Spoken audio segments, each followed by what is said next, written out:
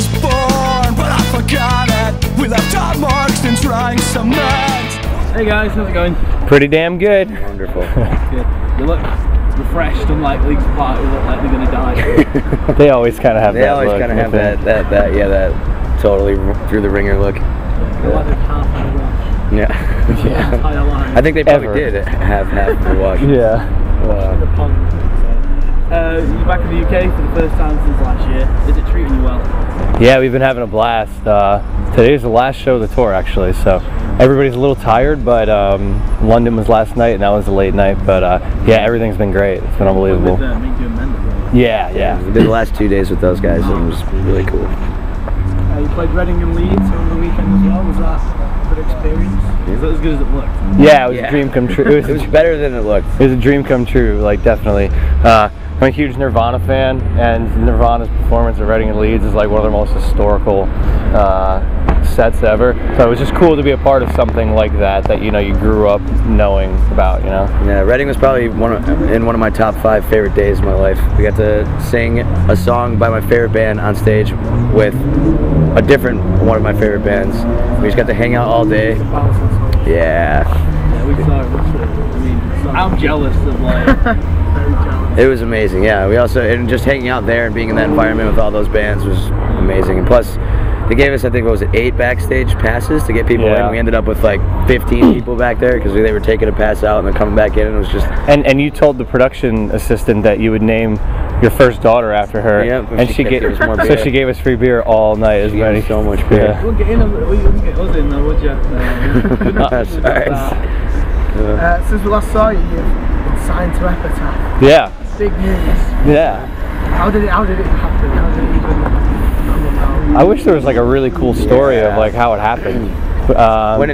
When we decided it, we were at Epitaph smoking cigars with Brett Gerwitz, and he was telling us stories that it was incredible. That was a pretty good story. That's pretty cool. That was pretty amazing. Yeah, I don't know. He was just a fan of the band. A couple people, like everybody at the office was too, and went out to LA, met everybody, and yeah, we decided to work with them. Yeah, and smoke some cigars. Yeah, we just hung out and listened. Really cool band on that label as well. I mean, it's got to be a really big opportunity for you guys to get bigger as well. Yeah, it's crazy how full circle it was. Like starting out listening to punk with the Punk-A-Rama compilations that came out, and all those bands were on there. And now we're on that label. It's crazy. Yeah, it's insane. It was a hard decision to make to leave Red Scare then. What's that? It was a hard decision to make leaving Red Scare. Toby was pushing for us to go to Epitaph. Yeah, I wouldn't even say that we left Red Scare. Yeah. We're definitely like still a Red Scare band. You gotta get jumped out of Red Scare if you want to Red Scare. Yeah, it doesn't feel any different. We still go to Chicago and bullshit and get drunk with everybody. It's the same old thing. Sleep in his apartment. So yeah. No. Does the signing mean that we can expect a new release at you guys? Yeah. Hopefully early next year. We're right when we get back from here. We're going to be going into the studio to record it. So it's all done. Yeah. Is there any new material making out of these shows? Maybe. It has.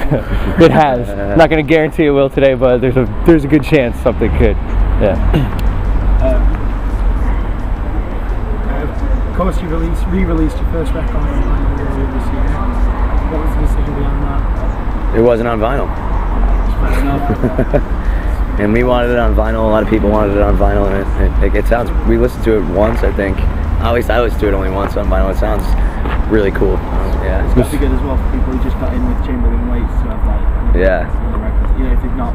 Yeah, I never thought I'd see it come out on vinyl. I mean, it's been so long, so it's definitely cool to have it in your hand. Plus, the artwork is really cool. Our friend did the artwork, and it's awesome to see it on such a big medium. So detailed. Yeah, right. You're playing Fest again this year, and you're doing a pretty sick tour on the way down as well. Like League's Apart, we're playing tonight. The after is Flatliners. Broadway Calls. Yeah. Broadway Calls. So. Tell us a little bit about that. It's gonna be insane. Yeah, well, basically the tour was originally just us, Broadway Calls, and Leagues Apart, and then we were talking to Flatliners and found out we had the exact same tour routing. we're like, well, we don't want to play different shows every night. Can we put them together? So, and it worked, yeah. And I think it's gonna be awesome. It's like all my best friends playing like a lot of my favorite cities on the East Coast, like all the best cities on the East Coast, and it's gonna be really fun. Are you gonna survive when it comes to getting into Florida? I don't know. Yeah. It's gonna be rough. And the question is whether or not Leagues Apart are going to survive. That's true. Yeah. Now they'll make it. Those kids are awesome. Yeah. So steadfast. Yeah.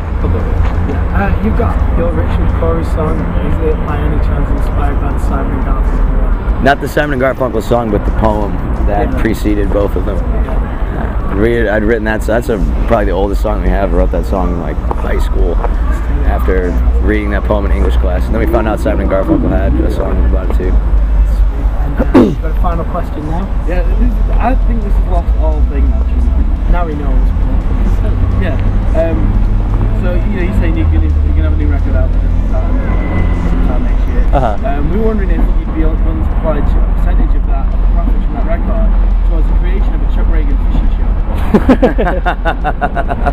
I would watch a Chuck Reagan fishing show any day. Yeah, if